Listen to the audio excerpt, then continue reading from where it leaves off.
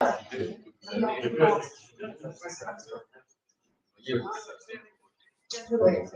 la question que je me demande, c'est comment on voit les gens qui sont là.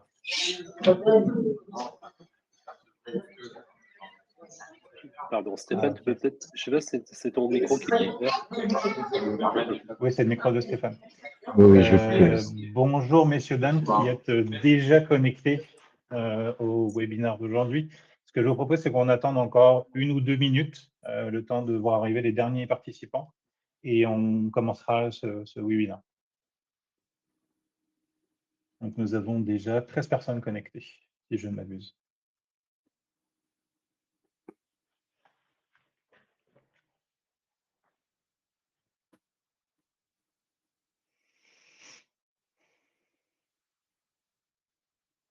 Plus qu'1 minute d'attente et on va y aller.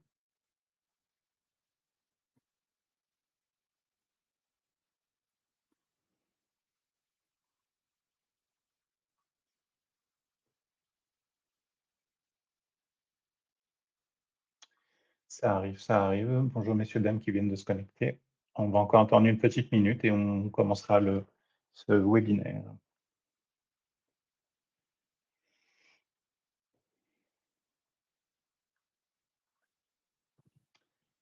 Bonjour nouveaux arrivants. Encore 30 secondes d'attente.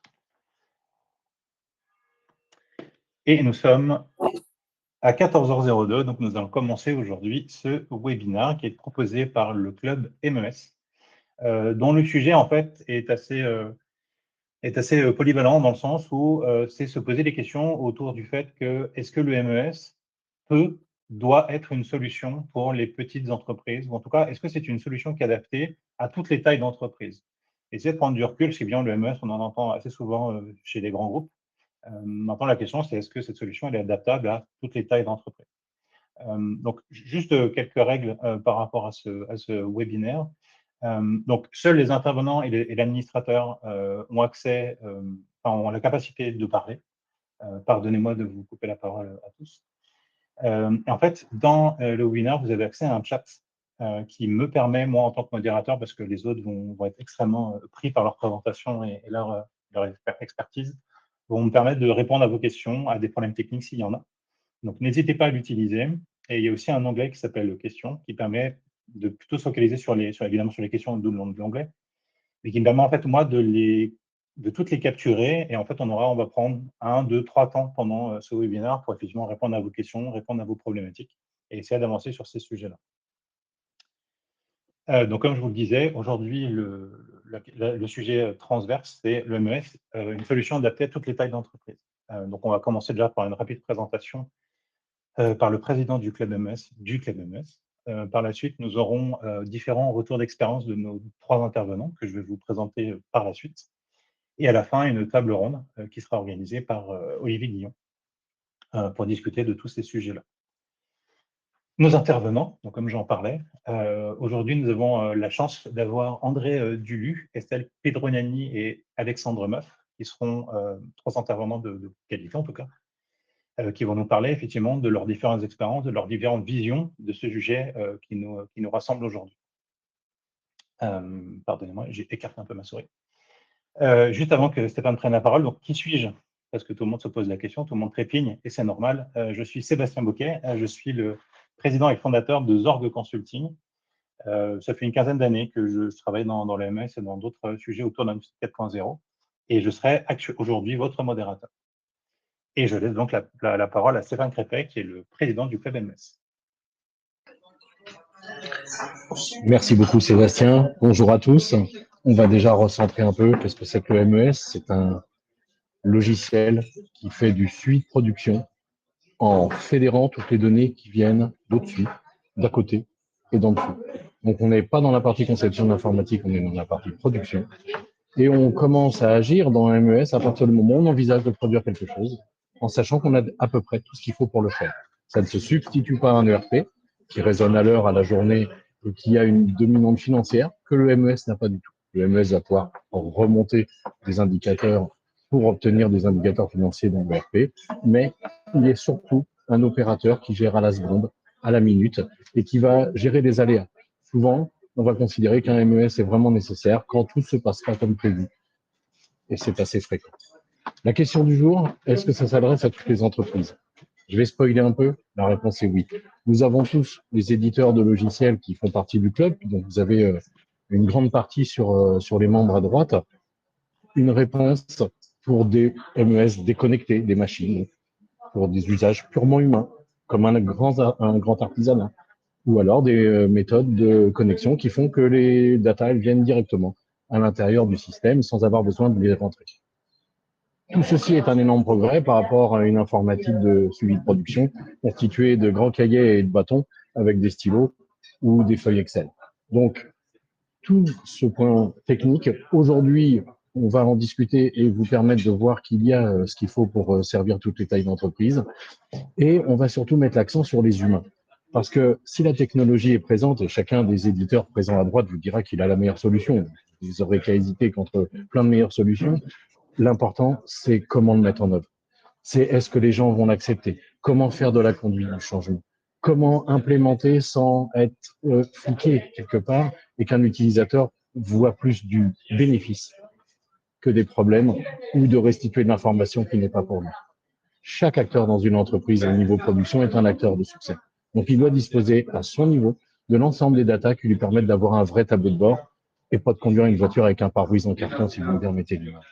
Donc, ici, vous aurez des témoignages de personnes qui ont mis en œuvre des MES, qui ont lancé des démarches et qui peuvent vous faire un retour sur ce qui est absolument nécessaire à la réussite d'un projet MES. Donc, merci Sébastien, merci à tous, que le show commence. Merci Stéphane pour cette présentation. Pardon, je ne t'ai même pas présenté ton slide, pardonne-moi. C'est ma première fois, qui est vous pour juger. Il n'y a pas de souci, et continue, voilà. Donc, nous allons passer tout de suite au retour d'expérience industrielle. Donc, la première personne le premier interlocuteur, c'est donc André Duluc, dont le sujet est « Que se passe-t-il dans la tête d'un chef d'entreprise ?» Donc, André, je te laisse la main. Ouais, merci Sébastien, bonjour à toutes et à tous. Et puis merci à Stéphane parce que c'était une belle introduction pour considérer tout ce qu'il y avait à faire en avant du projet ou en amont du projet. Donc en ce qui me concerne, j'ai une expérience. Alors je ne suis pas un expert IT, par contre une quarantaine d'années d'expérience en industrie. Donc je commence à comprendre, à mieux comprendre ce que peut attendre un chef d'entreprise et un responsable opérationnel. Donc, c'est un peu l'objet de mon échange d'aujourd'hui. Donc, 10 ans de projet de transformation, pour faire court, hein, lean manufacturing, optimisation des processus. Ensuite, une vingtaine d'années de management opérationnel, de la supply chain, mais aussi à la gestion de crise. Et puis, 10 ans dans le management exécutif, alors plutôt moyenne, voire grande structure. Alors, ce que je souhaite partager avec vous, c'est justement l'idée d'avoir connu une mise en... Avant d'introduire la planche, si tu veux bien, Sébastien, si tu peux revenir en arrière. Je suis juste en train de me battre. Ouais, c'est pas grave du tout. On est tous les deux néophytes. Donc, j'ai connu la mise en œuvre forcée de MES, de RP, de PLM, et j'ai aussi connu la mise en œuvre décidée.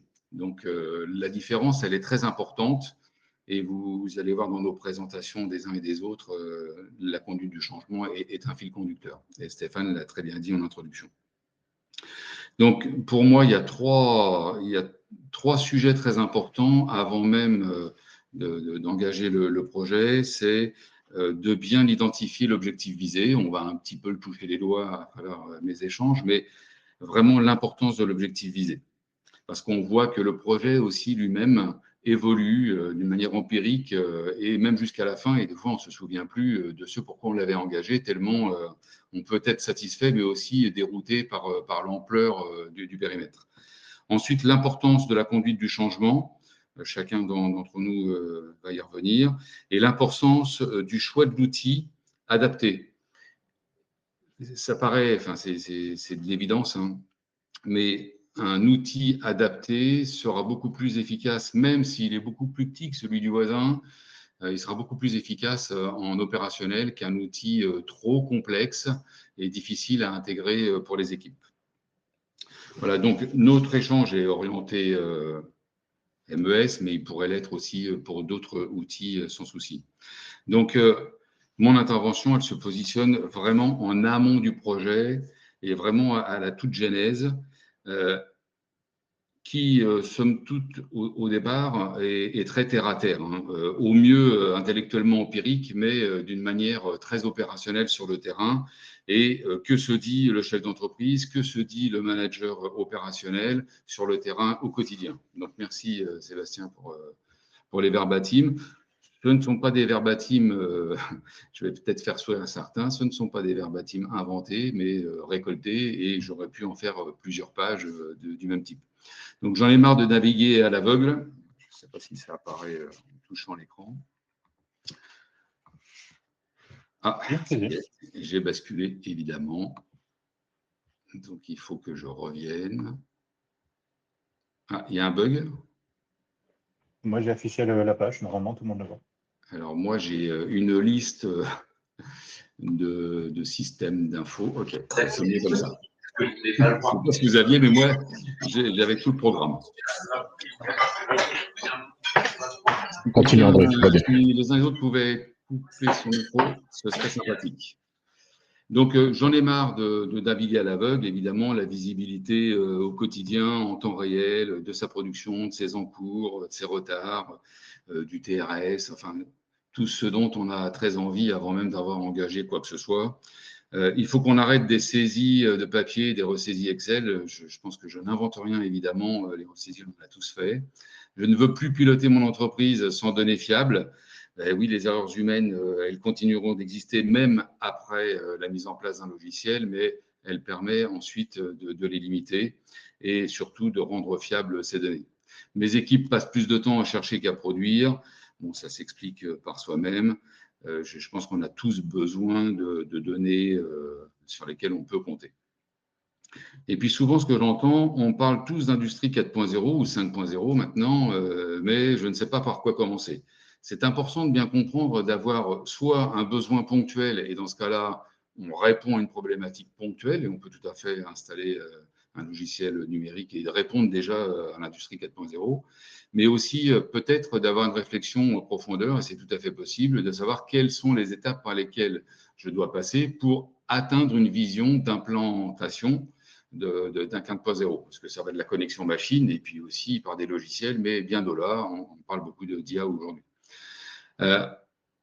Je ne veux pas me tromper pour m'acheter une usine à gaz. Je pense que tout le monde a un peu peur à la fois du coût, du temps que ça va durer, de la compétence des équipes.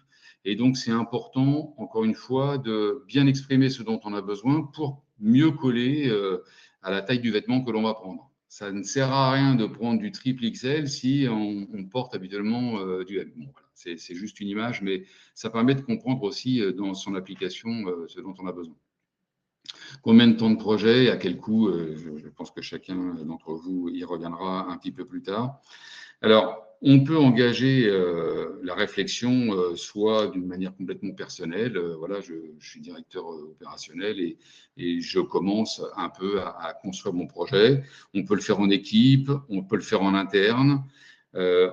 On a besoin d'un peu de maturité aussi pour cette phase, d'un peu de genèse de projet.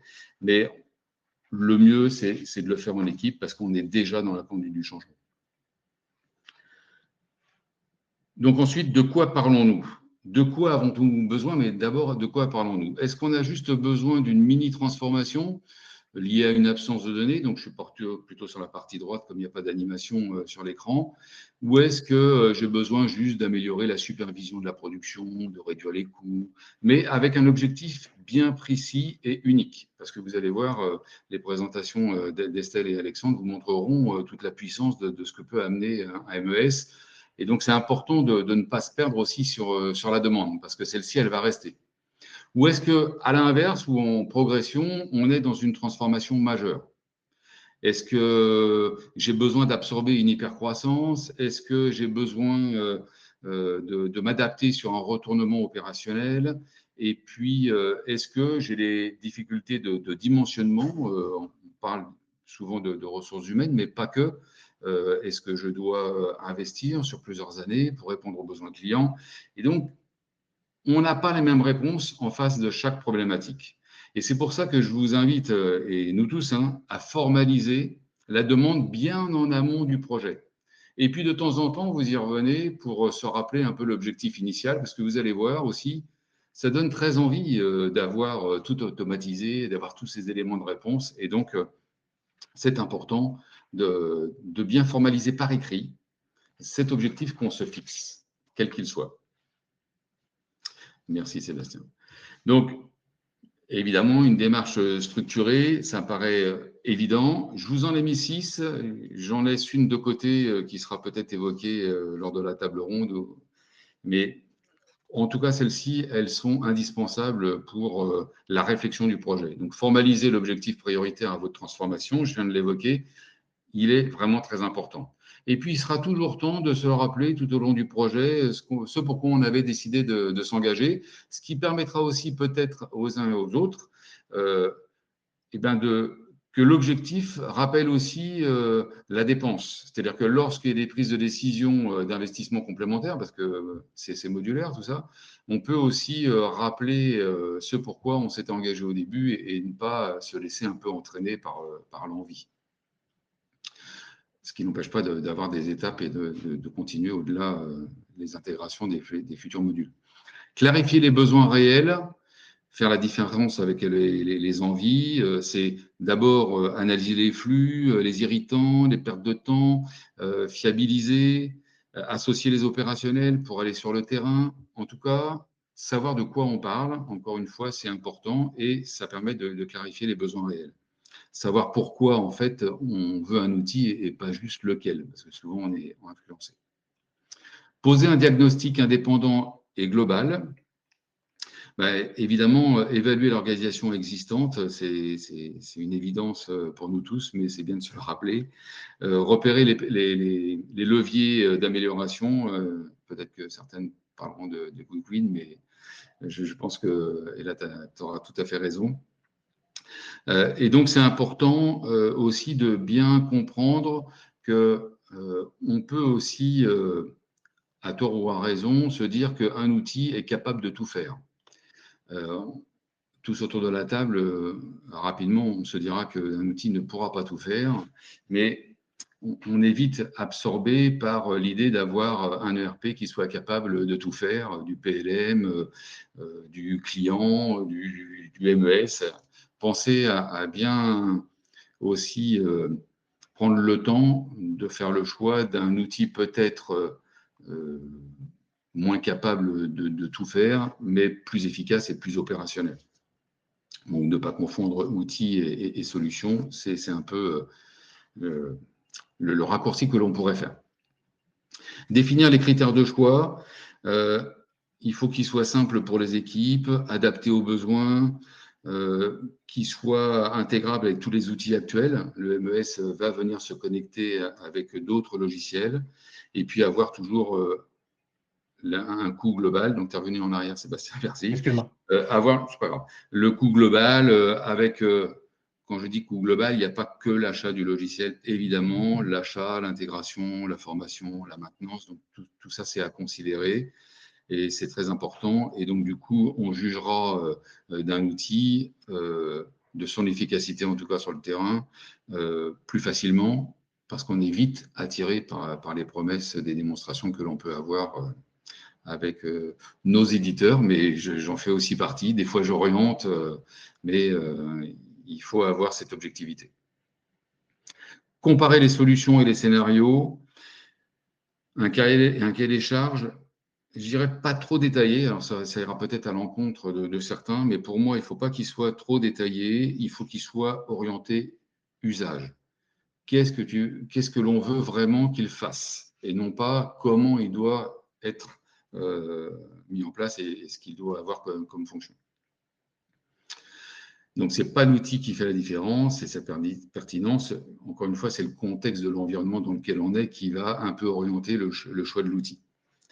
Préparer sa mise en œuvre, planifier le cahier des charges, planifier la formation, c'est une évidence, mais un seul réflexe à avoir, c'est du progressif. Il faut que la mise en œuvre, elle soit progressive. Petit retour d'expérience personnelle. Comme tout le monde, j'étais à un moment très ambitieux ou trop ambitieux, et le fameux Big Bang qu'il ne faut pas faire, je l'ai fait. Et donc, au lieu de mettre en place un PLM, un ERP, un MES en un an de temps, j'ai juste mis 2 fois et demi le temps. Donc, bien être capable aussi de se dire qu'on n'est pas capable de tout faire et il faut prendre le temps d'intégrer logiciel par logiciel. Et le MES demande beaucoup d'investissement. Et c'est important que chacun ait conscience de cette conduite du changement nécessaire, en tout cas de cette appropriation par les équipes, et ça demande du temps. Voilà, donc un outil bien choisi et bien déployé pour la performance durable, c'est encore une fois une évidence. Donc j'ai fini presque, Sébastien. J'enfonce les portes ouvertes sur la page d'après, si tu veux. Ah, excuse-moi, non, je pensais que tu voulais que je regarde. Non, je vais conclure. Bon, le numérique, c'est pas une fin en soi, c'est pas vraiment vrai ce que je dis. C'est assez sûr que c'est un moyen au service des entreprises, mais on y gagne forcément juste si on suit le bon chemin, et ça devient forcément rentable. Et je dis presque, et c'est forcément rapidement rentable. Les outils numériques sont, quant à eux, ne sont pas la perfo, mais ils la rendent possible, et on a beaucoup d'exemples, et l'exemple qui suit va en être une démonstration. Et voilà, Sébastien, et pour vous tous, ce que je voulais vous partager. Merci André pour cette intervention. Pour l'instant, pas de questions. Donc, soit tout était très clair, soit la digestion a fait son office. Je vais donc laisser la main à Alexandre Meuf pour cette deuxième intervention. Merci Sébastien, merci beaucoup André. Je vais présenter un retour d'expérience qui date un petit peu maintenant, mais qui était d'une époque où j'étais ingénieur sur ligne de production. Donc on va parler un petit peu de comment on a transformé les performances de notre ligne à partir d'un MES dans l'esprit, puisque nous étions intervenus par nous-mêmes et par nos propres moyens sur cet élément-là.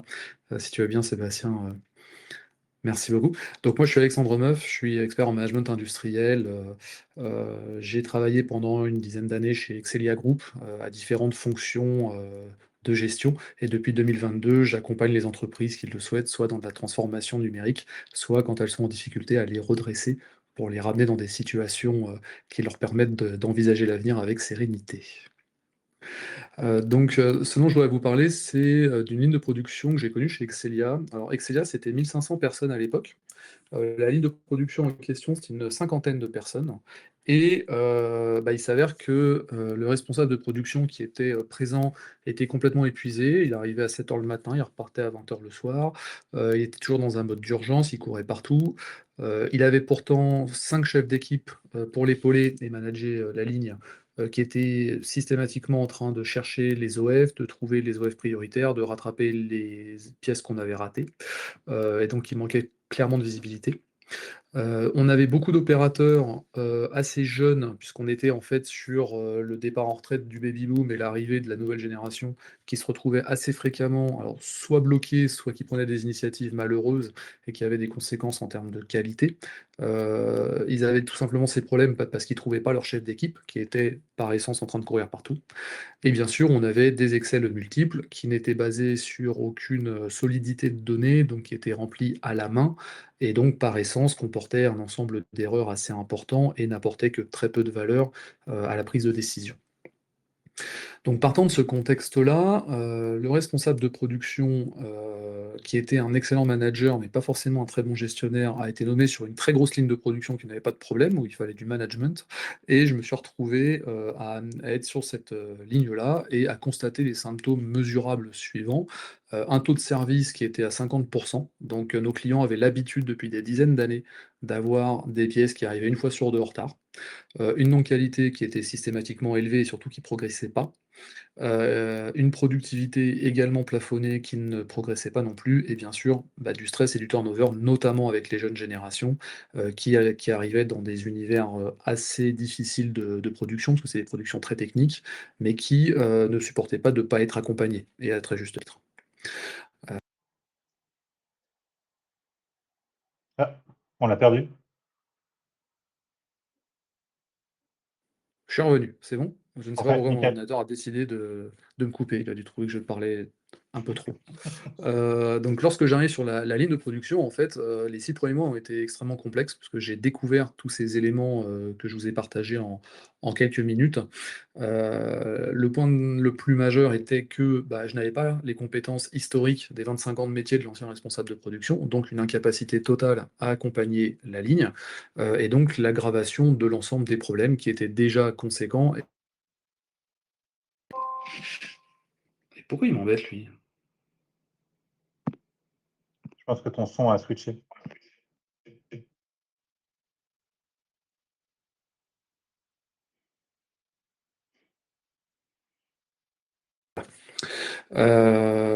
Et donc on a constaté ces éléments et on a surtout constaté, 2 choses.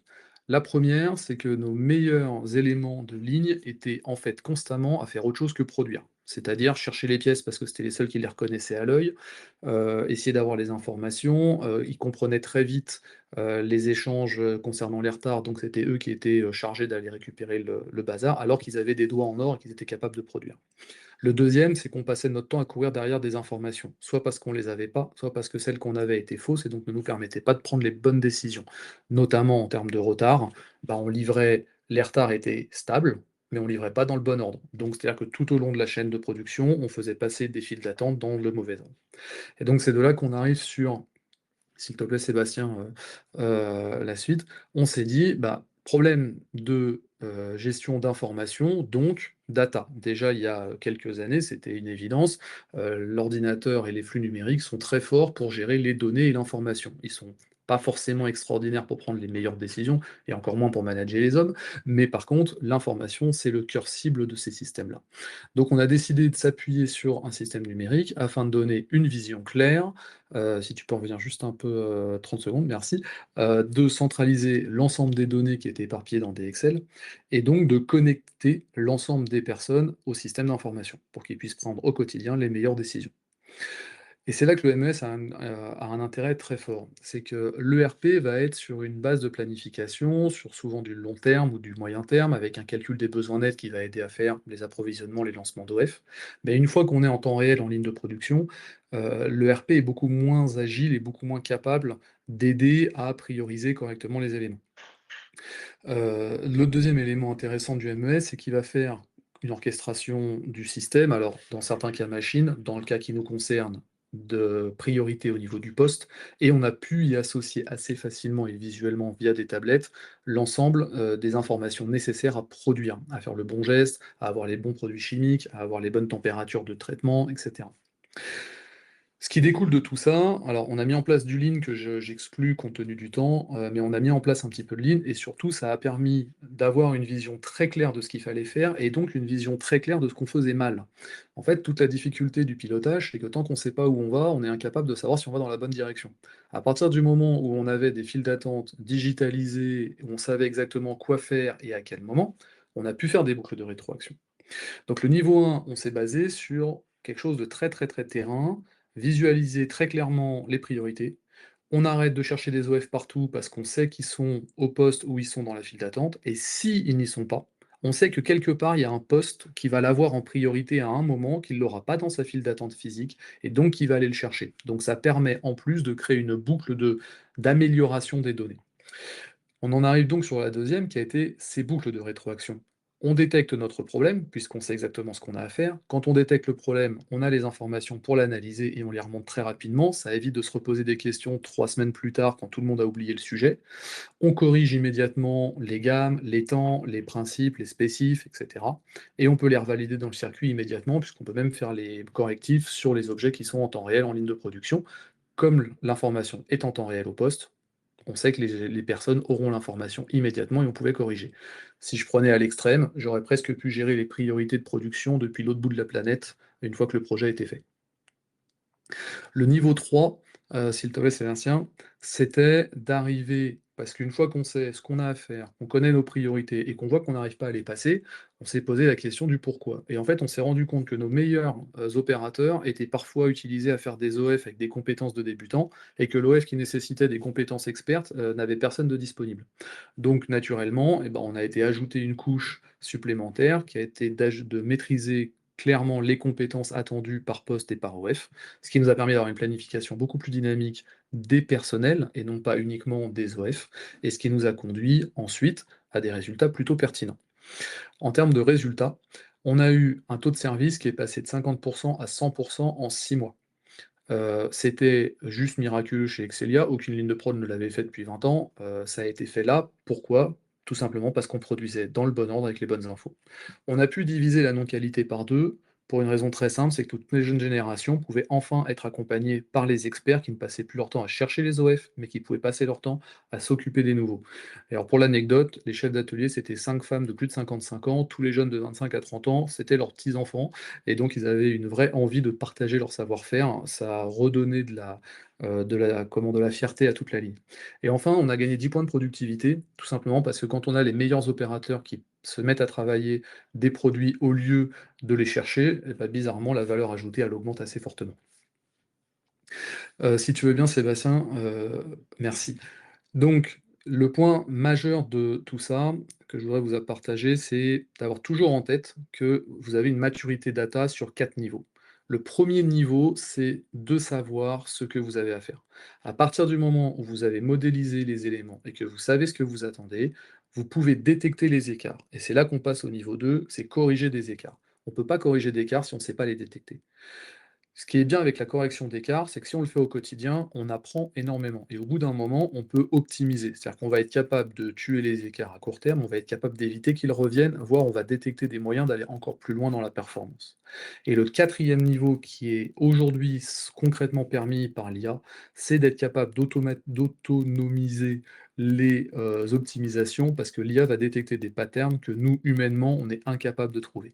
Globalement, dès qu'il s'agit de prendre plus de 3 ou 4 variables différentes, on est complètement paumé. Une IA peut en prendre 800, 1000, 2000 si elle le souhaite, c'est moins gênant, et c'est là que ça devient intéressant. Sébastien, si tu veux bien, s'il te plaît, merci. Et donc, en conclusion, j'aurais tendance à dire que le MES, je rejoins tout à fait André, le point 1, c'est d'être très clair sur votre problème de départ, le problème le plus root cause possible, de manière à savoir où aller chercher l'information. Le deuxième, c'est l'avantage du MES de manière générale, c'est de l'intégrer dans un système qui est très proche du terrain pour créer des boucles immédiates d'action. J'ai une info, je l'utilise, si elle n'est pas bonne, je la corrige. Si vous prenez des informations que vous n'utilisez pas au quotidien, que vous ne corrigez pas au quotidien, vous aurez juste un paquet de data inexploitable dans l'avenir. Donc le point de départ, c'est d'avoir ces éléments-là. C'est là que vous arrivez sur l'exploitation des données qui vous donnera les gains essentiellement qui sont clairement exponentiels. Pourquoi exponentiels? Comme je vous l'ai dit en première fois, on a d'abord digitalisé les files d'attente, on a détecté nos problèmes concernant les compétences à partir de cette digitalisation-là. Donc on a fait un double gain qu'on n'attendait absolument pas. En fait, c'est tout l'intérêt d'avoir de la data, c'est que plus vous allez mettre de couches successives, plus vous allez améliorer vos systèmes, plus vous allez gagner en performance. Et le MES, je pense, est vraiment l'une des briques de terrain premières que l'on peut mettre pour construire cette data. Je vais donc merci à tous et je passe la parole à Sébastien et à Estelle. Merci Alexandre, merci pour cette présentation. Et donc effectivement, on va donner la parole à Estelle Petroniani. Je te laisse la Estelle. Merci, bonjour à tous. Merci à mes collègues intervenants pour leurs interventions de qualité qui, voilà, malgré mon parcours et mon contexte industriel, je ne cesse d'apprendre. Hein, voilà, donc merci messieurs, vraiment, c'est vraiment quelque chose de top. Donc j'interviens ici avec vous pour la première fois, avec un peu de stress, hein, je vous l'avoue. Donc je vais faire de mon mieux. Donc Estelle Petroniani, je suis ancienne DSI, donc directrice des systèmes d'information dans la métallurgie. Voilà mon domaine de cœur, pour lequel donc, je suis intervenue pendant près de 8 ans, aussi bien en informatique de terrain, donc littéralement emmener de l'Internet un peu partout dans une usine, comme la mise en place justement d'outils informatiques liés à la performance industrielle, qu'on l'appelle MES, qu'on l'appelle ordonnanceur, qu'on l'appelle ERP. En fait, voilà, ce sont tous ces aspects-là qui sont venus impacter ma carrière et faire ce que je suis aujourd'hui, et la raison pour laquelle j'interviens auprès de vous. Je suis donc à mon compte, prestataire de services auprès d'entreprises industrielles de plusieurs domaines. Ça peut être de la métallurgie, ça peut être de la plasturgie ou de la production alimentaire, vraiment sans importance. Et ce qui est super important et très en lien avec le thème, en fait, c'est que dans le domaine de la performance industrielle via des outils informatiques, la taille n'a absolument aucune importance. On intervient aujourd'hui aussi bien pour des entreprises qui ont 4 ou 5 agents de production, voilà, comme une grande entreprise métallurgique de Paris qui elle, a plus de 80 lignes de production et fournit des valves dans le monde entier. Voilà. Donc ça, c'était le premier step. Alors, vous allez me dire, OK, très bien. Pourquoi un MES? Alors, pourquoi avoir choisi cette partie-là? Eh bien, tout simplement parce que pour moi, le MES, en fait, c'est un ensemble de plein de choses. C'est-à-dire que on va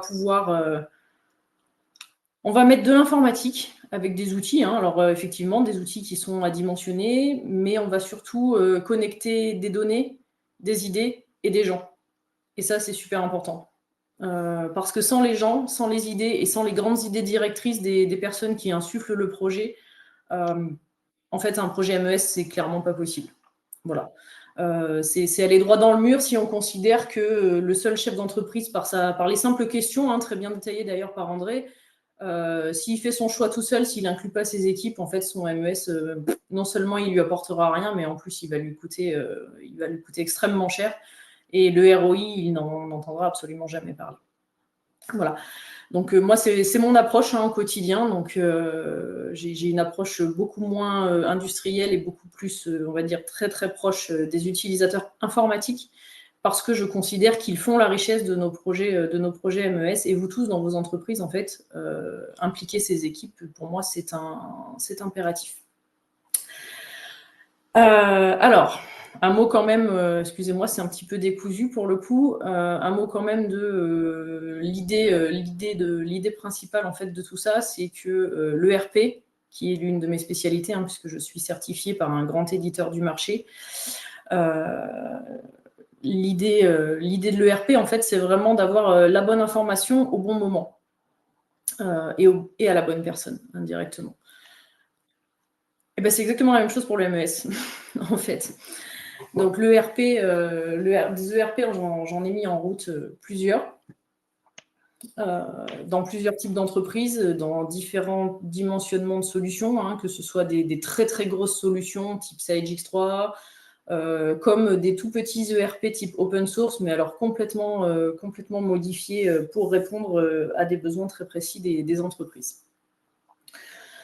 Donc non, un MES, un ERP, ce n'est pas quelque chose qui est réservé aux grands groupes. Ça, c'est absolument, c'est vraiment une idée reçue qui je ne comprends pas pourquoi elle subsiste encore aujourd'hui, parce qu'on a, avec la multiplication des solutions, on va dire type SaaS, donc des solutions, on va dire un peu plus accessibles grand public. On s'aperçoit que l'information est de plus en plus accessible et les outils qui étaient auparavant, il y a une dizaine ou une quinzaine d'années, réservés à des très grands groupes avec des très grosses infrastructures informatiques, ne sont absolument plus d'actualité et qu'aujourd'hui, on est capable d'avoir des solutions très accessibles en ligne. La réalité, oui, c'est que toute entreprise qui produit, par définition, elle a besoin de quoi? Le leitmotiv d'une entreprise, c'est d'être rentable, d'accord? Je pense que là-dessus, il n'y a pas trop d'ambiguïté. Comment produire et comment bien produire pour rester rentable, pour pérenniser la société, pour pérenniser les emplois, pour pérenniser tout ça. Donc le MES s'inscrit dans une démarche en fait déjà de réflexion sur les process en interne. Et le MES, avant même de parler de solutions, avant même de parler de tout ça, il y a la notion très importante, c'est que c'est un processus très vertueux à partir du moment où on l'envisage. C'est-à-dire qu'à partir du moment où les questions du chef d'entreprise sont formalisées et l'objectif est clairement défini, on a déjà, pour pouvoir mettre en place un MES, l'impératif de réfléchir à comment on produit actuellement, d'où est-ce que nous partons et où voulons-nous aller. Donc ça, c'est déjà quelque chose de très vertueux à la base et de très intéressant parce que ça amène à se poser les bonnes questions. L'état d'esprit, bah oui, le MES, c'est un état d'esprit, c'est-à-dire que on ne se réveille pas un matin en disant je veux installer un MES parce que j'ai besoin de savoir, donc vite je vais acheter un MES. Non, ça marche pas comme ça, hein, clairement pas. Il y a vraiment tout un état d'esprit qui est quand même bien souvent insufflé soit par le chef d'entreprise, soit par le porteur de projet. Donc là, moi, si j'ai un seul conseil, en fait, à ce niveau-là, c'est vraiment faites-vous accompagner. Il y a des intervenants sur le marché, des intervenants qui ont énormément de compétences dans ce domaine-là et qui feront passer très facilement le changement dont parlait André, dont parlait Alexandre également, pour faire justement une fluidité et pas uniquement un outil de plus pour mesurer la rentabilité. Sébastien, merci. 3 piliers. Alors, 3 piliers, effectivement, c'est un trait un petit peu grossi. Hein, j'assume complètement. La performance, évidemment. Hein, obtenir des KPI, c'est super important. Viser la réduction des arrêts également. Enlever tout ce qu'on pourrait appeler un obstacle, en fait, et avec une volonté de proactivité. C'est-à-dire qu'un MES bien monté ne vous empêchera pas d'avoir des problématiques, puisque liées à beaucoup de choses. Par contre, ça va écarter beaucoup d'écueils en amont, liés à la supply chain, liés à des arrêts qu'on peut savoir planifier à partir du moment où on sait ce qu'on doit produire et quand est-ce qu'on doit le produire. Donc, toutes ces petites choses-là, effectivement, le pilier du MES, c'est la performance, évidemment. Du moins, c'est la partie, on va dire, très visible. La qualité, effectivement, hein, quand on parle de performance industrielle, la qualité, c'est quelque chose qui revient régulièrement. La traçabilité, particulièrement dans les entreprises qui font aussi, alors je pense à l'alimentaire, mais pas seulement, hein, puisque la traçabilité est dans beaucoup de choses. Mais le MES, voilà, va permettre, et le RP, alors je dis MES, mais sous-entendu le RP aussi, va être quelque chose de très important à ce niveau-là. L'ordonnancement, la planification, c'est une réflexion à mener. Voilà, quelles sont mes contraintes ? Quelles sont les contraintes que je dois rentrer dans mon système MES pour avoir une planification ? Comment est-ce que je dois produire ? Sébastien, merci. Alors, faire le lien entre l'atelier et la direction, évidemment, hein, c'est quelque chose. Voilà, la circulation de l'information, j'en parlais tout à l'heure, fluidifier l'information via le RP, c'est quelque chose d'important. Générer des KPI utiles à tous les niveaux. Alors, générer les bons KPI au bon niveau, la bonne information à la bonne personne. Et tout ça, évidemment, dans le but de faciliter des décisions stratégiques. Là, on est vraiment dans un contexte de projet. Hein. C'est-à-dire que je ne vous parle pas forcément d'un MES déjà mis en place, mais bien dans la réflexion à mener pour la mise en place d'un MES. Je vais vous parler rapidement, parce que j'ai très peu de temps, des cas que j'ai pu rencontrer. Alors, 2 cas, on va dire, principaux que j'ai pu rencontrer ces 3 dernières années. Donc Next Emballage, hein, Next Emballage qui est une société très ancrée dans la couronne d'Angoumoisaine, donc une très belle société d'Angoulême qui fabrique des barquettes, on va dire, c'est un peu réducteur, mais enfin voilà, où là on avait une vraie volonté du chef d'entreprise en fait d'arrêter de naviguer, de naviguer sans vision en fait, et avec des gros problèmes de qualité, une qualité irrégulière. Donc, pas forcément quelque chose de très bloquant, mais on va dire un petit handicap très régulier au niveau de la production. La mise en place du MES, donc le choix de la solution s'est fait à l'aide du chef d'entreprise et du contrôle de gestion. Donc, ce sont ces 2 éléments-là qui ont choisi la solution, pour le coup. où là, on a eu un petit écueil, hein, clairement. On a eu un manque de communication avec les équipes et on s'est heurté à des petites réticences. Alors, rien de violent, hein, puisqu'aujourd'hui, le MES fonctionne très bien chez Next. Mais par contre, voilà, on a eu des personnes qui se sont senties un peu lésées dans ce projet et qui ont un petit peu, voilà, qui se sentaient un petit peu mises de côté. Et ça, c'est dommage pour le coup parce qu'on a quand même perdu du temps. Voilà.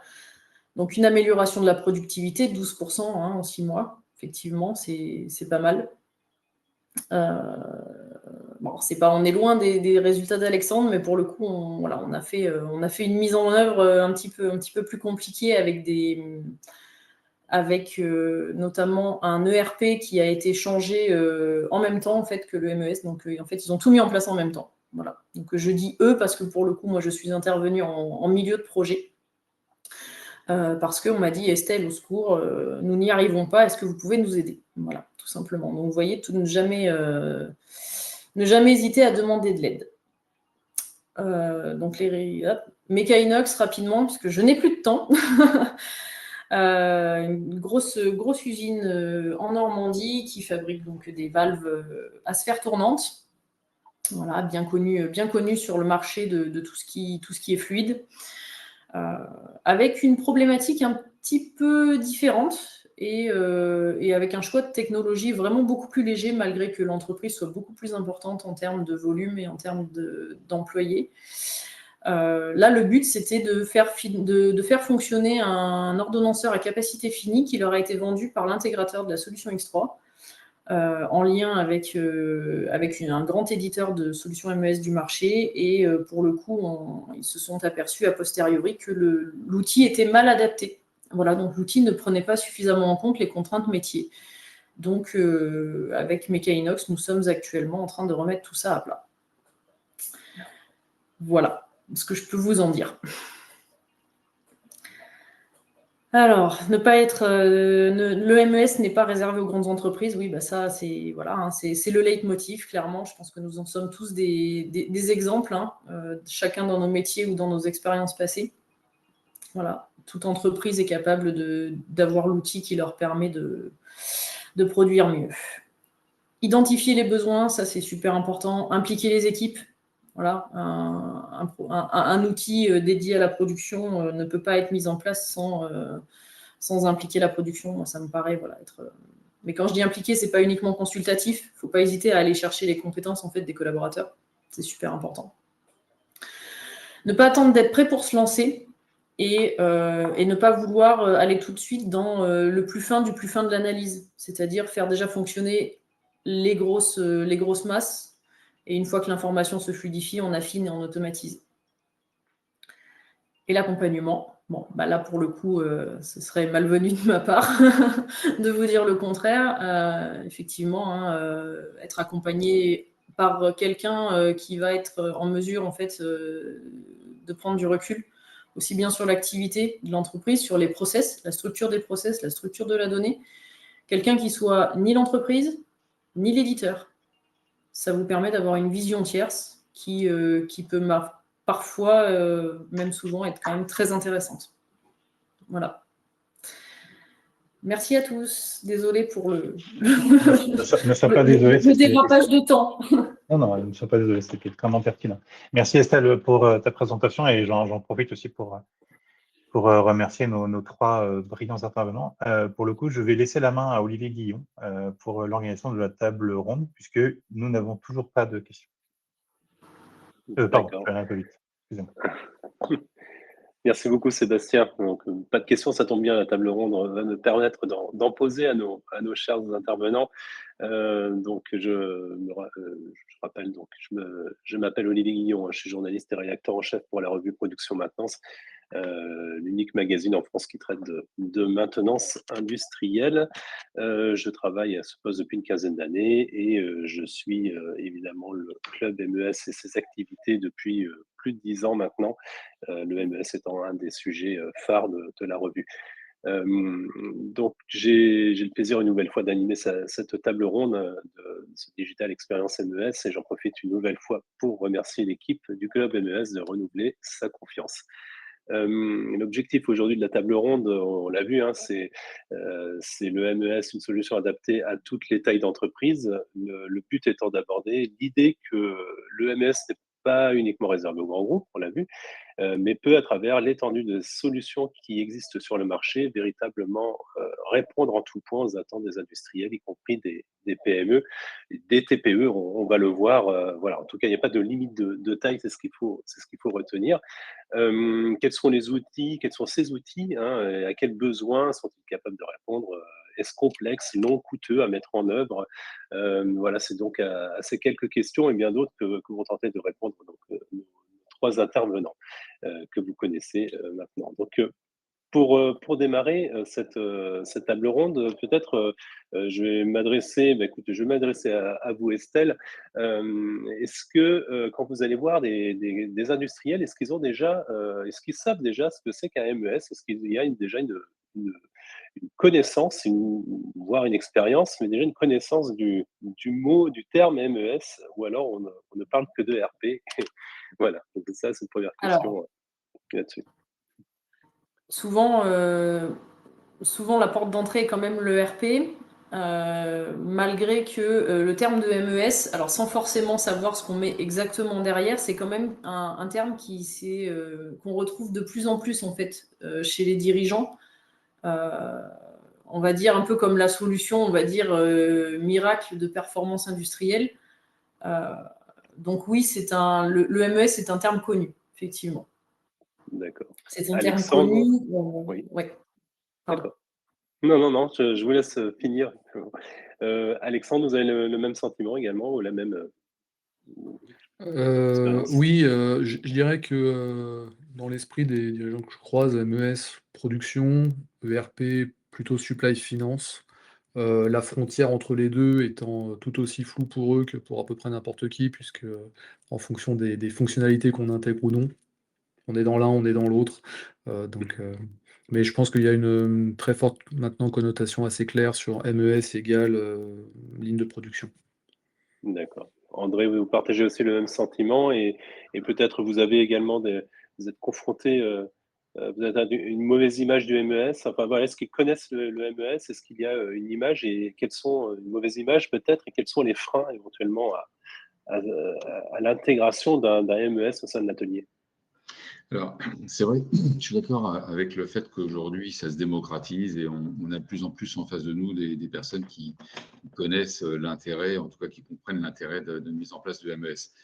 Mais on rencontre aussi quand même des entreprises plutôt petites qui ont tendance à intégrer ERP, MES, et voilà, l'envie de vouloir planifier et avoir des résultats comptables et à la fois des résultats opérationnels. Donc, on rencontre quand même un peu cette frontière qui est difficile à vraiment à découper. Et pourtant, en retour d'expérience, c'est tellement différent en termes de résultats que c'est un point d'attention. Penser que un moyen peut tout faire, c'est vraiment l'erreur de base, justement, à ne pas faire.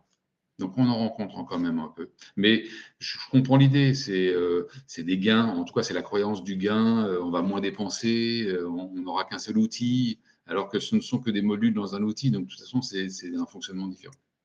Donc ça, Si je peux, excuse-moi, Olivier, alors, bon, vas-y. Non, vas-y, Sébastien. Non, je voulais juste rebondir sur une question qui était sur le chat, qui Oui, était, alors, pour le coup, pas sur le RP, mais qui est plutôt sur la distinction entre le MES et la GMAO. Donc, la GMAO, c'est pour la maintenance, la MES, c'est en caricaturant un peu pour la production. Est-ce qu'il vaut mieux partir sur une solution unique ou plutôt avoir deux outils distincts et c'est d'avoir un peu des avantages et inconvénients de chacun. Donc, c'est pas, on ne parle pas ERP et MES comme on a pu parler juste avant. On parle de MS et GMO, donc c'est pour le coup deux systèmes qui sont en dessous de l'ERP, qui sont assez centrales pour l'entreprise. Pour le coup, pour vous, est-ce qu'il faut avoir un outil commun ou deux outils distincts? Sachant que, évidemment, c'est une question piège, puisqu'il n'y a pas de réponse. Qui veut commencer? Alexandre? Ça va? Ouais, je peux y aller, hein. Alexandre. Alors, moi, dans les expériences de management industriel que j'ai pu avoir, parce que je suis consultant aujourd'hui, j'ai été manager par le passé, j'ai toujours essayé de faire en sorte que, en gros, chaque grand service ait son outil. Pour deux raisons. La première, c'est que ça me limitait les risques. C'est-à-dire que si j'ai un outil qui déconne, les autres vont pas forcément être complètement impactés. Et on a des connecteurs à chaque fois entre les outils. Et le deuxième, c'est que ça rend chaque service responsable de son outil. Mhm. Quand on a un outil qui fait tout pour tout le monde, personne ne s'en sent responsable. Et donc assez rapidement, on a une perte de qualité potentielle dans l'outil. Donc moi, j'ai tendance à dire que même si on me présentait un outil où on me dit ça fait super bien le MES et super bien la GMAO, et qu'effectivement, je constate que les deux sont parfaits et correspondraient, j'aurais quand même tendance à faire en sorte d'avoir un titulaire d'un outil et un titulaire d'un autre outil. Euh, et comme disait très bien Sébastien, il n'y a pas de bonne ou de mauvaise réponse. C'est par essence parce que j'ai un peu comme Estelle une approche où je cherche à ce que les équipes s'approprient l'outil, que ça devienne leur outil et que ça connecte bien les hommes et l'outil et que ce soit pas un outil de quelqu'un d'autre qu'on m'impose d'utiliser ou d'exploiter. D'où ma réflexion. Estelle, vous confirmez justement? Ouais, alors complètement, hein, complètement. Moi, j'ai envie de dire une phrase qu'on entend beaucoup dans la pub en ce moment, chacun son métier. Voilà, on a des éditeurs de solutions qui ont des domaines d'expertise. L'éditeur qui est parfait sur l'ensemble d'une supply chain, alors soit je l'ai mal cherché, mais je ne l'ai pas encore trouvé. Et je considère voilà, que chaque domaine de l'entreprise a ses impératifs et que c'est les bons rouages en fait, de ces différents outils qui permettent une supply chain efficace. Et pour moi, plusieurs outils restent quand même la meilleure option, d'autant plus qu'avec l'évolution des systèmes d'information, aujourd'hui en API, on est capable de connecter des systèmes qui n'ont pas la même essence, mais qui sont capables de travailler ensemble via des données qu'on choisit. Donc oui, plusieurs outils pour moi, sans aucun doute. D'accord. On en revient peut-être aussi à la question, la question du jour, hein. Qu'est-ce que vous répondez lorsqu'on vous dit que l'entreprise est trop petite pour intégrer un MES? On l'a évoqué dans certaines interventions, mais voilà, si on peut quand même résumer finalement les avantages d'un MES, y compris pour les plus petites entreprises, et si on peut aussi savoir jusqu'où on peut descendre au niveau de la taille d'entreprise. Est-ce que également les TPE seraient concernés? André, je vous laisse peut-être répondre en premier. Oui, je vais faire ça dans l'entonnoir. Je vais partir de la grande entreprise parce que ça inquiète tout le monde. En fait, on voit qu'on installe des MES dans des mini-lignes, dans des petits ateliers de grandes entreprises, de moyennes entreprises. Et donc, forcément, un atelier peut correspondre à une entreprise d'une TPE ou d'une PMI. Donc, je pense que c'est complètement possible d'avoir le même résultat opérationnel d'une petite, d'une moyenne ou d'une grande entreprise. Tout dépend du projet, de la façon dont on le mène.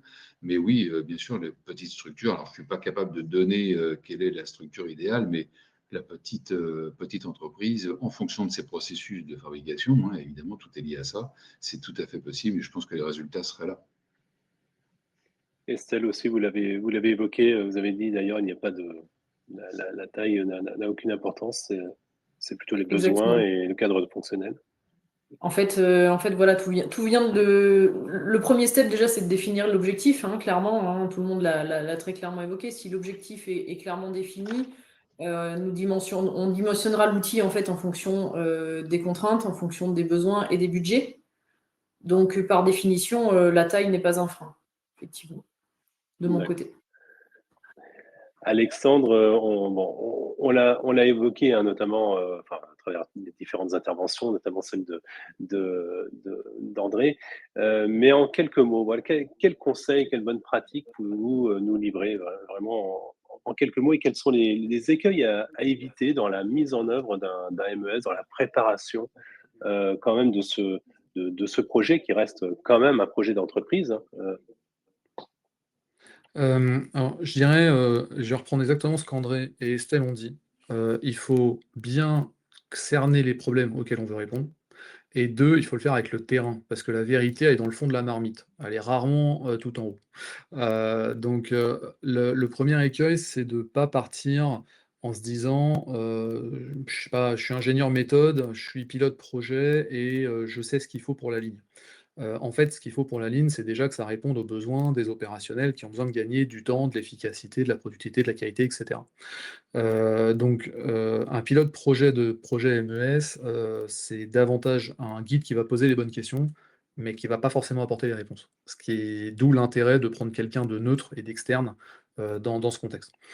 Dans l'implémentation, c'est pareil, il vaut mieux faire des petits pas et tester vite et boucler très rapidement sur le fait qu'on a trouvé ou pas la bonne solution, que ça répond au problème, qu'il faut légèrement adapter, plutôt que de tenter un énorme bing bang qui, quand il marche pas, bah, en fait, il va avoir 2 effets. Un, on va perdre confiance dans le fait de le faire, parce qu'on s'est fait très mal pour pas grand chose, et 2, on risque de se faire très, très mal pendant un certain temps.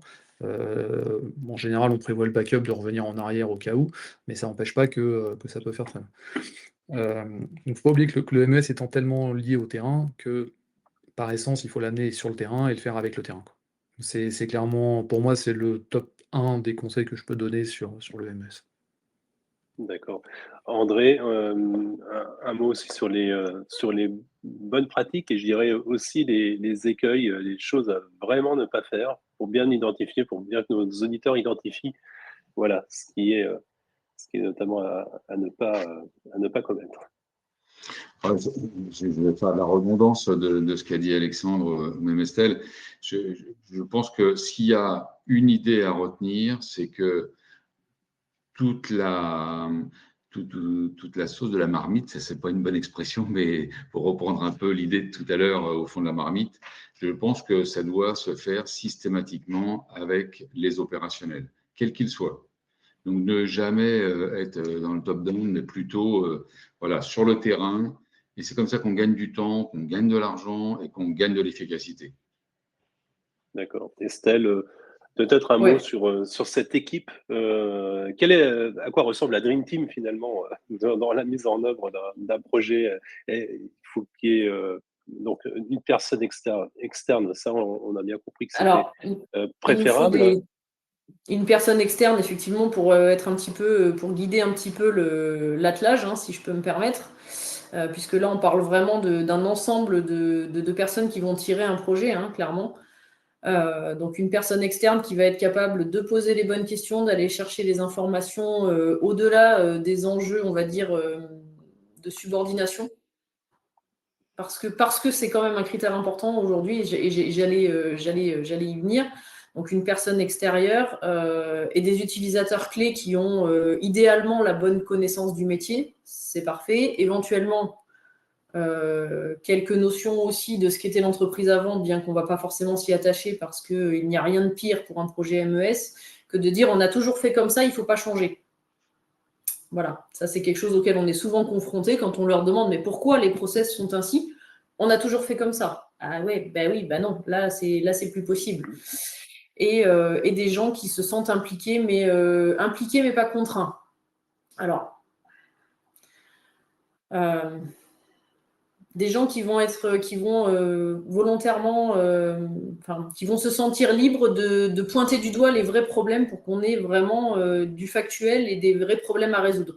Littéralement, si quelqu'un se sent menacé par sa direction parce qu'il aura répondu au chef de projet avec des problématiques, on ne pourra pas avancer, c'est pas possible. Voilà. Donc des gens impliqués, des gens du terrain évidemment, des gens impliqués, et puis un chef de projet qui va être capable de faire le lien avec les éditeurs et de convertir les user stories. Donc ça, c'est un mot qu'on utilise beaucoup en ce moment, surtout en agilité. En gros, de quoi l'utilisateur a besoin, on va dire, pour cet outil, quoi. Voilà. Et le bon chef de projet, c'est celui qui sera capable de convertir ça auprès de l'éditeur pour obtenir la solution la plus adaptée. D'accord. André, justement, Estelle parlait de besoins, évidemment, tout part de là. Il existe aujourd'hui, ont été développées ces dernières années, une multitude de technologies, de manières de mettre en œuvre un MES pour répondre à des besoins multiples et variés.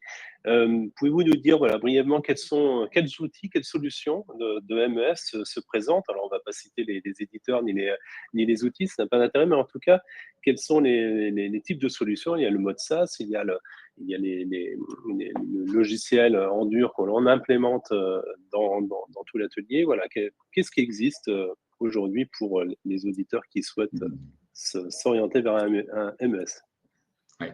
Alors, évidemment, je comprends très très bien la question, mais comme je l'ai dit en introduction, je ne suis pas un expert en IT, donc je pense que ce n'est pas le bon interlocuteur pour toi, sinon je vais t'emmener et peut-être même te faire soupirer. Donc je préfère laisser la parole à celui qui sait.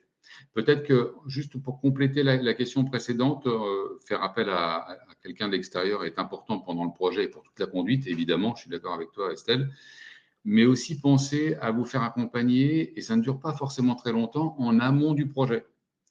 Parce qu'en amont du projet, on a tous envie de mettre en place un MES, et peut-être qu'une action comme le disait tout à l'heure Alexandre, peut-être qu'une action de lean manufacturing suffit déjà à couper la poire en deux.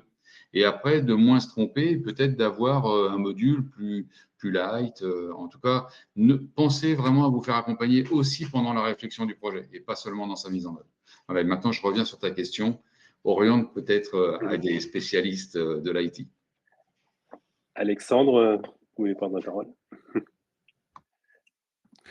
Oui. Alors, je pense qu'aujourd'hui, dès qu'on considère qu'il faut piloter une ligne de production, on a à peu près toutes les possibilités qui existent. On peut le mettre en interne, c'est des choses qu'on sait faire. On peut connecter en SaaS les applicatifs. On peut renvoyer la donnée directement en 4G externe s'il y a la 4G dans l'atelier. Je veux dire, les solutions technologiques modernes sont quasiment toutes accessibles aujourd'hui. Donc, à part aller travailler sur des capteurs à 2000 degrés en pression et température de dingue qui n'existent pas, mais là, c'est plus un problème de MES, c'est un problème de hardware et de capture. Donc, en termes d'applicatifs, pour moi, il y a à peu près tout. D'où peut-être d'autant plus important de bien cadrer en amont et non pas avec une vision numérique, mais avec une vision de management industriel, les problématiques rencontrées et quel est le bon outil ou la bonne méthode ou la bonne pratique pour lever ce problème.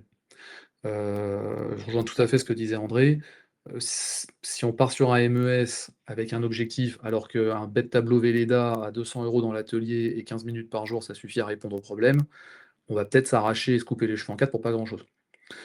Donc c'est assez important de faire ça. Et en fait, cette phase amont qui peut conduire à dire oui, on va sur le MES, ou d'abord sur l'ERP, ou d'abord sur, je sais pas, la GMAO, ou d'abord sur le Lean, etc., va permettre d'identifier, de prendre du recul sur un projet de transformation industrielle un peu plus stratégique et d'identifier également un planning et des budgets.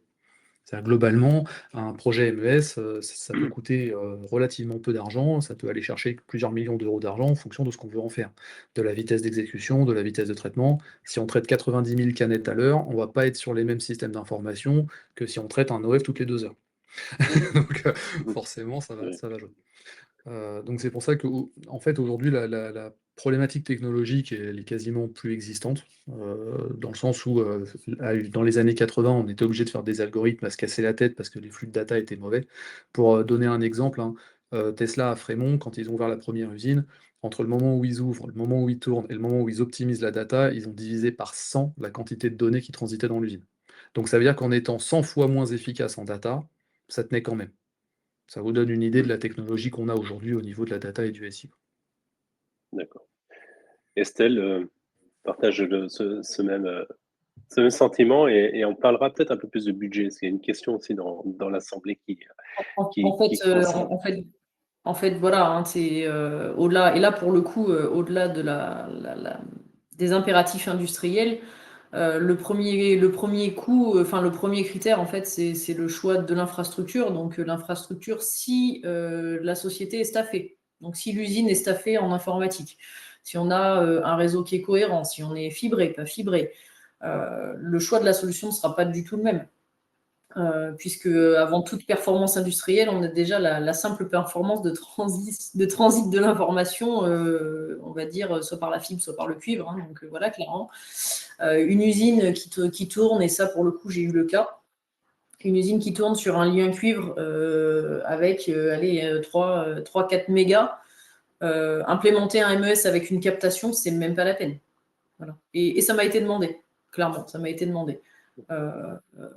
Donc le premier critère, en fait, c'est celui-là. Est-ce qu'on a une infrastructure capable de supporter un MES, et lequel? Est-ce qu'on va chercher plutôt du web? Est-ce qu'on va chercher donc du web, de la solution en SaaS? Est-ce qu'on veut que l'information, non, moi l'information elle est sensible, il ne faut pas qu'elle sorte, elle reste derrière le pare-feu quoi qu'il arrive. Dans ce cas-là, on va choisir du on-premise, donc à la maison, sur des serveurs locaux. En fait, tout ça, c'est une vraie réflexion qui est à mener, j'ai envie de dire, presque en amont du projet. Voilà. Parce que ça va conditionner le choix de la solution et surtout le coût lié à tout ça. D'accord. Je dois dire quelque chose. Oui. En tant que modérateur, je ne suis pas un vrai intervenant, mais je suis aussi consultant, donc je me permets. Non, mais en fait, je n'ai aucun doute sur le fait que c'est frustrant pour les auditeurs, en tout cas les personnes qui nous posent des questions, ce type de questions qui sont quel est le prix d'un MES, quel est le meilleur MES, quelle est la stratégie que je dois mettre en place, parce qu'en fin de compte, il n'y a pas de réponse toute faite. Malheureusement, il n'y a pas de réponse toute faite. Les coûts, des coûts, moi, on est tous dans le même cas, mais j'ai connu des projets à 10 000 euros comme des projets à 2 millions d'euros, dans des petits groupes, dans des grands groupes. C'est pour ça que moi, je n'aime pas parler de cahier des charges. Ça m'agace, parce que souvent, un cahier des charges est créé par un client qui représente exactement ce qu'il comprend de son métier, et qui après dit je voudrais un MES. Oui, mais non, en fait. Pour répondre à ta question, il va falloir que je comprenne ton besoin fonctionnel, donc rentrer vraiment dans le détail, sortir du paper and glass, c'est-à-dire j'ai 3 fichiers Excel, en fait, je veux les transcrire dans un MES. Non, posons-nous les questions. Essayons de faire un peu du lean manufacturing. Enrichissons-nous des autres secteurs d'activité, des autres entreprises pour construire votre besoin. Essayons de construire une roadmap à court, moyen et long terme, de dire quels sont vos besoins. Effectivement, et ça, je suis d'accord avec toi, il y a aussi la question du quelles sont les contraintes de l'entreprise. Est-ce que j'ai une DSI en interne? Est-ce qu'elle est en externe? Quelles sont mes règles de sécurité, de cybersécurité? Est-ce que j'accepte de faire du SaaS en interne ou en externe? C'est toutes ces questions-là qui vont pouvoir motiver un peu le choix du MS, le choix d'intégrateur et tout ça, et surtout le besoin fonctionnel qui est derrière. Parce qu'en réalité, on se doute bien que chaque société va avoir des besoins fonctionnels différents. Est-ce que c'est que de la performance? Est-ce que c'est de la qualité? Est-ce que c'est un peu de la maintenance? Est-ce que c'est de la guidance opérateur? C'est pour ça que à titre personnel, je n'aime pas parler de cahier des charges, je préfère parler de dossier d'avant-projet, qui est quelque chose de beaucoup plus complet et qui permet effectivement de répondre à ces questions qui sont quel est le prix, quelle est la solution, quel est l'intégrateur. Donc, effectivement, il y avait une question justement par rapport à… alors, on n'entend pas la personne qui parle actuellement. Alors, nous on l'entend. Je crois que c'était de toi dont il s'agissait, Sébastien. C'était on a bien pas moi entendu, qui mais bon, voilà. c'est pas grave.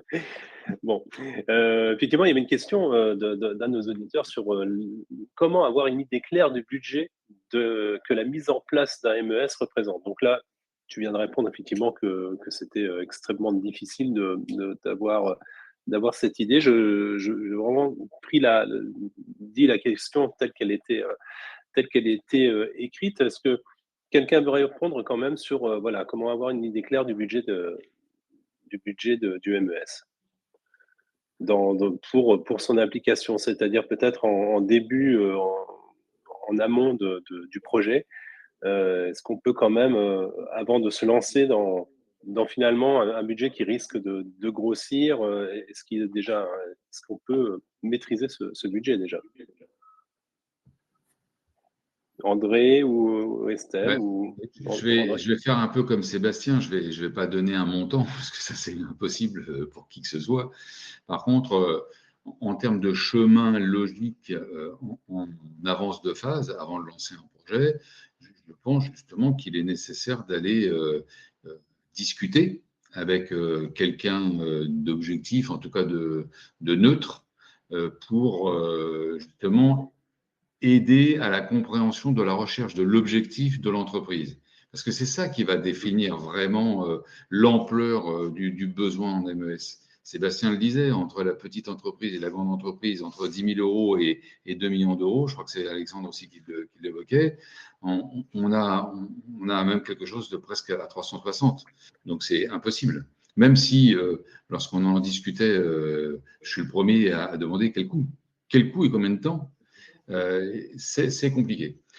Maintenant, je pense que les quelques jours ou quelques heures à passer avant en préparation, même si ça demande un peu de préparation de profondeur, je pense que par étapes, on peut dégrossir, mais encore, il faut prendre le temps dans la genèse du projet pour échanger sur ce sujet. Et comme ça, c'est plus facile. On ne perd pas de temps. Ce n'est pas parce qu'on va passer une journée à se poser des questions et à s'interroger en considérant qu'un projet va durer quelques semaines et quelques mois. C'est pareil, c'est comme si on parlait du temps. Hein. D'ailleurs, on peut mettre quelques semaines, mais on peut mettre 2 ans aussi, selon l'ampleur.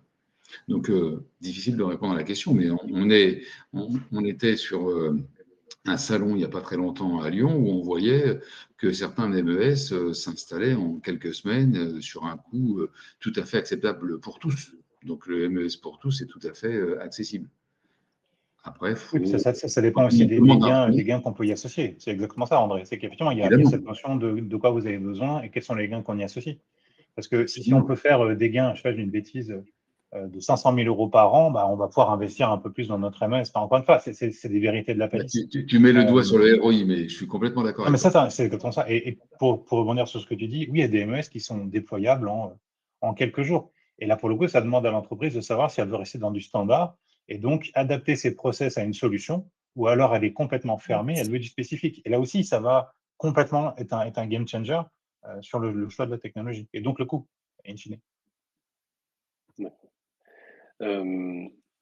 On peut peut-être sortir de l'aspect budget pour parler un peu de technologie. Alors on change un peu de sujet, mais c'est aussi dans l'air du temps. On parle beaucoup d'intelligence artificielle. Est-ce que l'IA est-elle présente déjà dans le MES? Et justement, quels outils sont aujourd'hui disponibles? Parce que ces outils disposent de modules IA et à quoi servent-ils? Quelqu'un veut-il répondre à cette question, même si vous n'êtes pas des éditeurs, mais en tout cas, vous avez peut-être parmi les solutions que vous proposez, de plus en plus d'IA, ou alors c'est quelque chose encore un peu à la marge? Qui veut répondre? Estelle, est-ce que vous voulez? Alors de l'IA, effectivement, moi sur les deux solutions, on va dire que j'ai le plus souvent installé, il y en a un petit peu.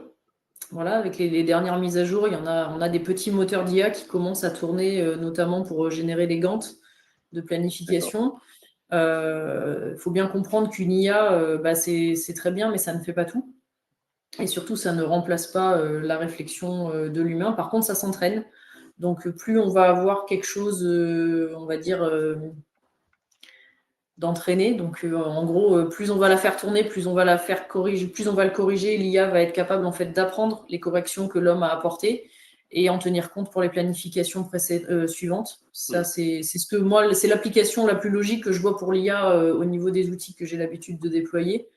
Il y en a certainement d'autres. Je vous avoue en toute transparence que je ne suis pas une fan de l'IA. Voilà. D'accord. Alexandre, êtes-vous un fan de l'IA? Alors, effectivement, par Sans l'être. opposition à Estelle, parce que comme ça permet d'avoir plusieurs points de vue. Moi, je suis un grand fan de l'IA, mais grand fan ne veut pas dire qu'on en fait tout et n'importe quoi, parce que les débuts d'une Voilà. technologie, c'est toujours balbutiant. Et un peu comme je disais au départ, je suis très adepte du fail and learn. Donc, mets en place un petit module de MES, apprends quelque chose et puis avance. Il faut considérer l'IA de la même manière. Alors, utilise l'IA avec un petit module et puis après, éventuellement, fais-en plus. L'IA aujourd'hui dans les MES, elle n'est pas trop déployée encore parce que les infrastructures de données sur lesquelles sont câblés ces MES datent d'une génération un peu précédente et ne sont pas forcément adaptées à faire de l'applicatif d'IA comme le sont probablement et vont l'être probablement toutes les nouvelles solutions qui vont sortir dans les mois, années à venir, qui seront nativement conçues pour être exploitables avec des agents d'IA. Probablement d'ailleurs que d'ici là, il y aura eu d'autres technos qui seront aussi en retard. Donc je dirais que pour exploiter de l'IA, je ne suis pas forcément fan d'utiliser des modules d'IA dans le MES. Par contre, à partir du moment où on a un accès aux données et que les données nous sont propriétaires, rien n'empêche de pouvoir entraîner de l'IA sur ces données à soi en étant à côté du module MES et de pas forcément être dépendant de l'intégrateur. Mais toujours sur le même principe, avoir des outils qui permettent d'apprendre au fur et à mesure qu'on s'en sert. Faut pas prendre pour argent comptant ce qu'une IA donne comme résultat. C'est rarement la perfection. Dans un monde non professionnel, c'est pas très gênant. Dans un monde professionnel, même si l'IA atteint 90-95% du chemin toute seule, les 5 derniers pourcents, si on ne les fait pas, ça marche pas.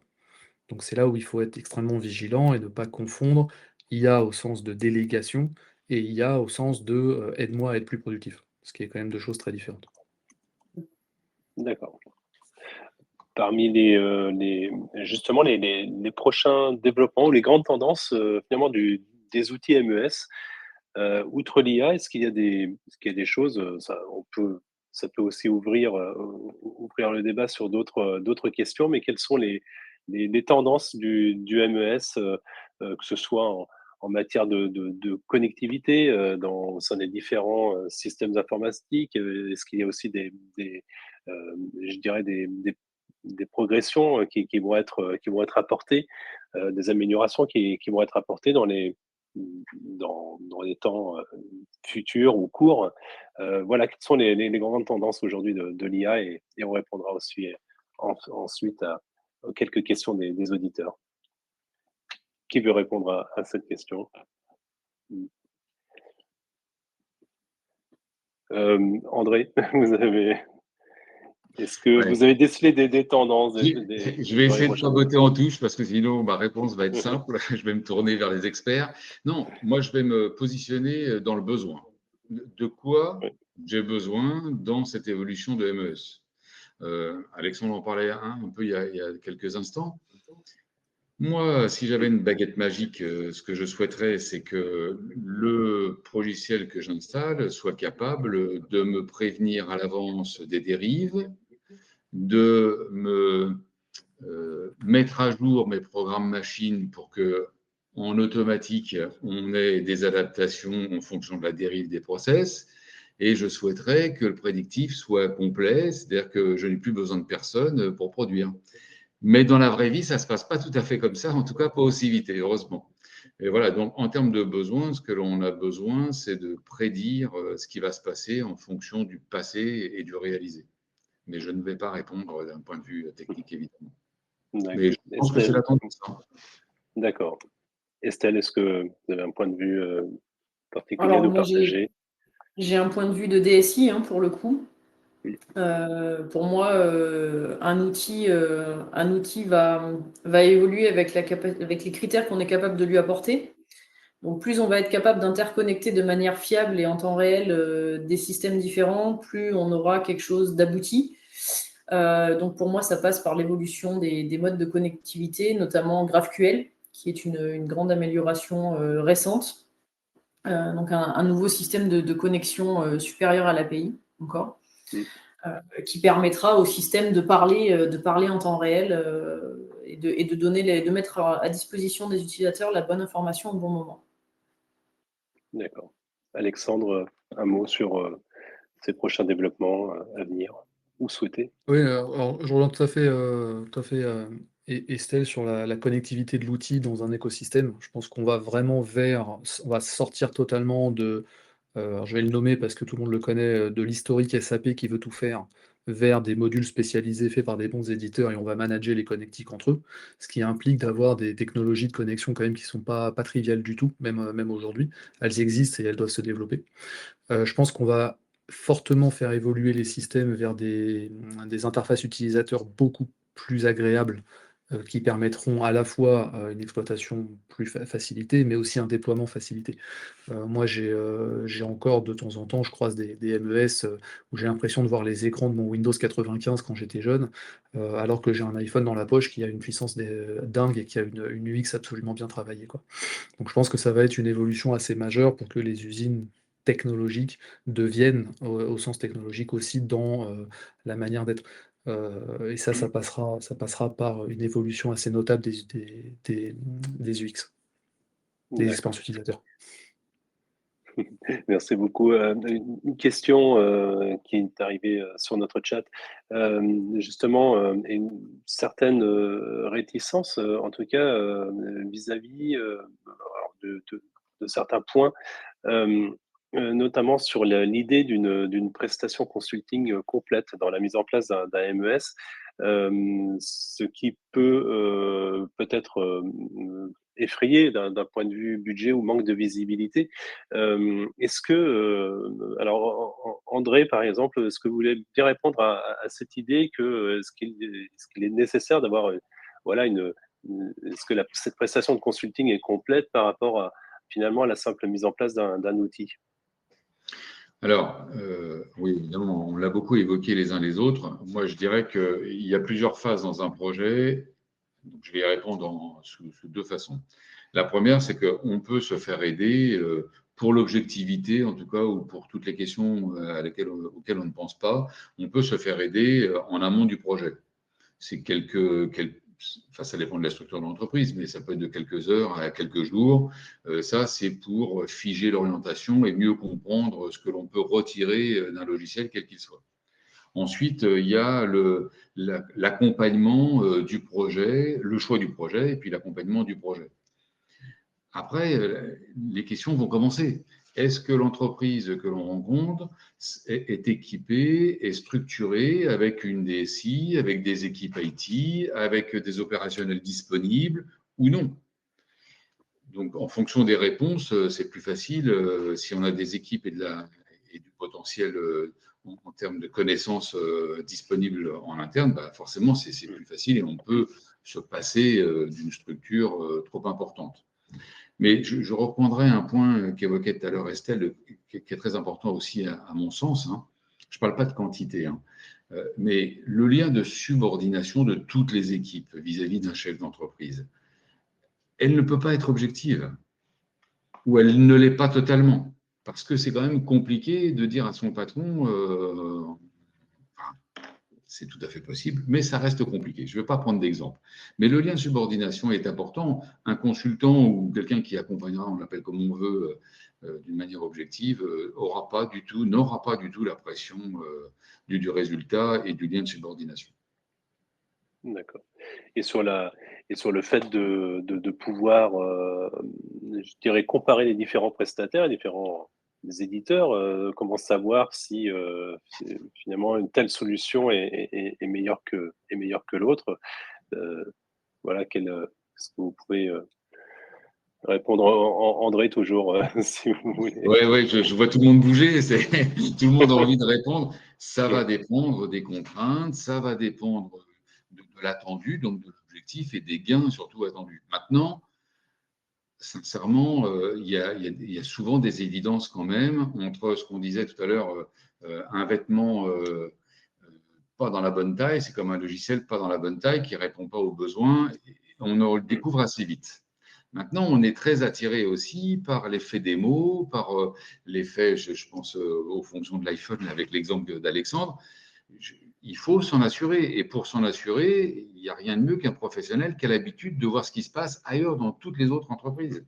Quand on est dans sa propre entreprise, on a des envies. Maintenant, l'objectivité est difficile. Donc, est-ce qu'il faut se faire accompagner? Oui, non. Moi, je pense que oui, évidemment, hein, vous l'avez compris, mais d'une manière proportionnée. C'est comme on parlait de rapport hiérarchique, c'est comme un accompagnement ou une sanction, il faut que ce soit proportionné. Est-ce qu'on peut customiser un MES? Je voyais une des questions. Je ne sais pas si tu avais prévu de la poser, mais c'est tout à fait possible. Oui. Maintenant, plus on est dans le standard, et mieux c'est. Il faut essayer de s'adapter au logiciel plutôt que de faire l'inverse. Sinon, on arrive dans les travers qu'évoquait Alexandre, où on veut souvent des copies-collées de notre mode de fonctionnement d'aujourd'hui pour le futur. Voilà. Donc, tout est possible.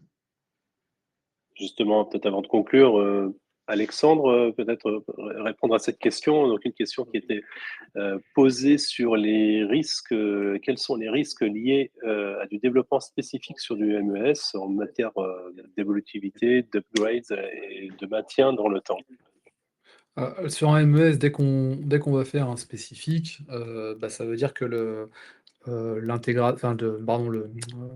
l'entreprise qui a proposé le soft, quand elle fait un update, elle garantit pas que le spé sera fonctionnel. Donc il faut à chaque fois refaire des recettes, refaire des tests, s'assurer que ça fonctionne, voire faire des modifications quand celles-ci sont impactées. Donc je dirais que ça va jouer sur 2 axes. Le premier, c'est est-ce qu'en interne, on a des équipes capables de faire? Alors moi, j'ai connu une société qui avait 3 développeurs internes sur CSX3, on avait fait des DSP sur CSX3, on les avait bien conçus parce qu'on avait avec des pros. et on a pu vivre avec pendant 10 ans et ça a donné beaucoup de performance dans l'entreprise.